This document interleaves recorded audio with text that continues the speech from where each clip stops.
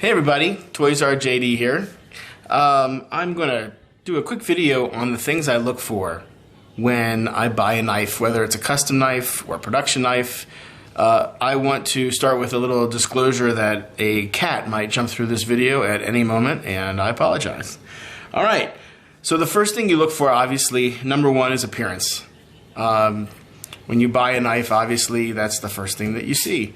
And whether I've got a bunch of different samples here of different knives that I'm going to talk about. All of them, the first thing that I saw was, wow, ooh, cool. I like the way this looks, obviously. So once you determine that you like it, the second thing I look for is how heavy it is. You know, these knives are all different weights. These two knives here, this is an Andre Thorburn. This is a Kenison, knife. Obviously, this one is a little smaller and a little lighter, but not by much. And then you go to the Grizz here by Peter Martin. This knife, this is a much bulkier, heavy knife, and it's something to consider, you know, because it's a little harder to put it in your pocket, but still an awesome, awesome knife. Number three is the materials I look for. I like to lean usually more to the materials that don't fingerprint. Something like this with these bolsters here. This is carbon fiber here. This one here, this one fingerprints a little bit. Obviously, that's why I love this knife from Matthew Christensen. This is Fat Carbon, one of my favorites. It does obviously not fingerprint, yet you know this knife does have some awesome materials on it. And then of course the Grizz, this being mostly zirconium, it fingerprints a lot. So you know, I usually don't buy a lot of Zirc knives because of that. But I just happen to love this one. The action, of course, that's probably one of the most important. And unfortunately, when you buy knives, I buy a lot of mine online, and it's very hard to tell the action. But it is something that's incredibly important. I've had some knives that they're beautiful, they weigh great, the materials are perfect, but I can barely get them to deploy or to go back.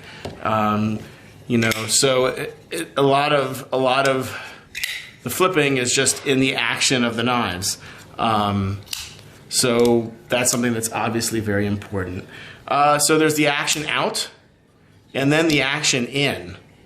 Some people call it, does it drop in? Do you have to push it in? A drop in would be more like this knife here, where it just kind of falls right in. This one, you know, you kind of have to help it a little bit. It really depends on what you like. I just like it so it's not hard to put it back. Some knives, you take it out and it's very difficult to get it back in. This one's a little harder for me. Sometimes I have to flip it over so I can put my finger here and get it to go back in.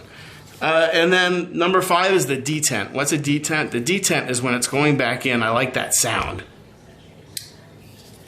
I like it to have a strong detent sound. So it really depends on the knife on what the detent is going to be. So this action falls, but I love the detent. It's just a nice strong detent. And that's really a personal preference. But for me, it's something I look for. I don't like silent detents. Most of these knives all have a pretty solid detent.